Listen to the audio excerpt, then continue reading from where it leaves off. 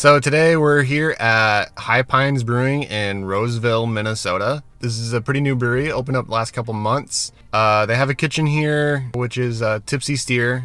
Tipsy Steer also has a kitchen at Invictus Brewing. So we've had their food before. This is an old Joe's Crab Shack, and you can kind of tell just by looking at the outside. It's kind of funny in its own way. So yeah, we're gonna go inside and check it out.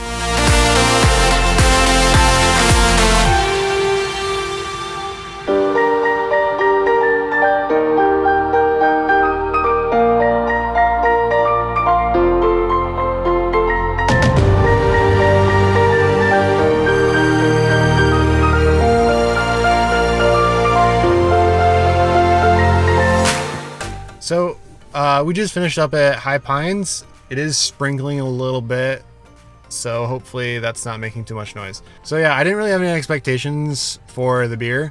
We didn't really know anyone who's been here, so we just had nothing to go off of. The only thing is, I know the head brewer came from Stone out in California, but other than that, knew nothing about the beer, had no expectations. To start off with, I got a pint of the Invisible Barricade, a West Coast IPA. Yeah, it's really piney, bitter, what you expect from an old classic West Coast. A lot of citrusy aromas to it. I had the Ghost Duck, which was a New England Pale Ale. It was a little bit different than the other New England Pale Ales I've had. This one was pretty sessionable at 4.2%, and then it was also really grapefruity, which was not a bad thing. It was good. I enjoyed it, and it was probably my favorite that I had all day.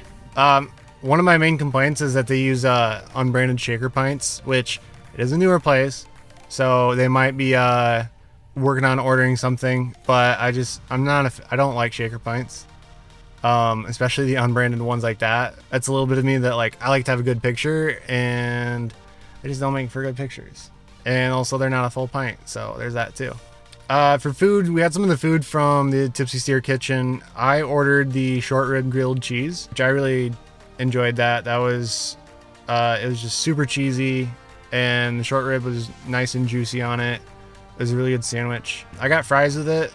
The fries were really tasty. I had some seasoning on there, not just salt. I didn't think the fries were a bit soft. They could have been a bit crispier, but they were tasty. And then I had the Tennessee Hot Chicken. So whenever we go somewhere and I see that they have some sort of Nashville Hot Chicken or Tennessee Hot Chicken, I always need to try it because I love a good hot chicken sandwich. With this one, it's a little bit different than anything I've ever had. It had a almost sweet, tangy sauce that the chicken was covered in, and then it also had a kale and cilantro mix that was on the sandwich, along with some pickles and I think some sort of spread. So it was a little bit different, and for what it was, I did enjoy it. It's not really what you think of when you think of Nashville Hot Chicken or Tennessee Hot Chicken necessarily, but I did enjoy it. Which, that does seem to be a reoccurring theme in Minnesota, is the super spicy thing on the menu is never all that spicy. It is usually with Nashville Hot Chicken.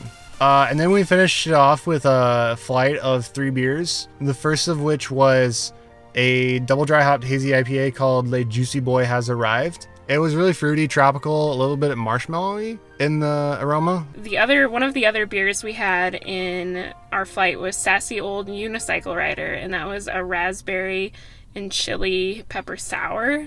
That one was really smoky. You got a lot of the smoke off it, not necessarily any kind of peppery taste, I would say, but just a lot of smoke.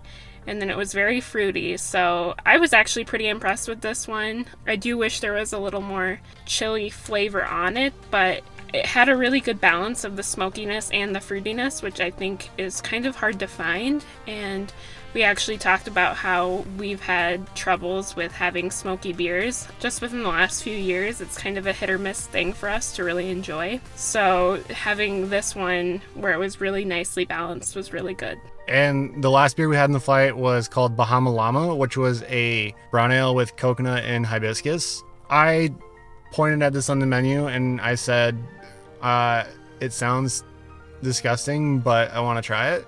and I actually really enjoyed it. It was pretty nutty and coconutty, and then there was just a bit of that like hibiscus flavor, but not too much, and it was really well balanced. I was surprised by it. I really enjoyed it. So yeah, that was our trip to High Pines in Roseville, Minnesota.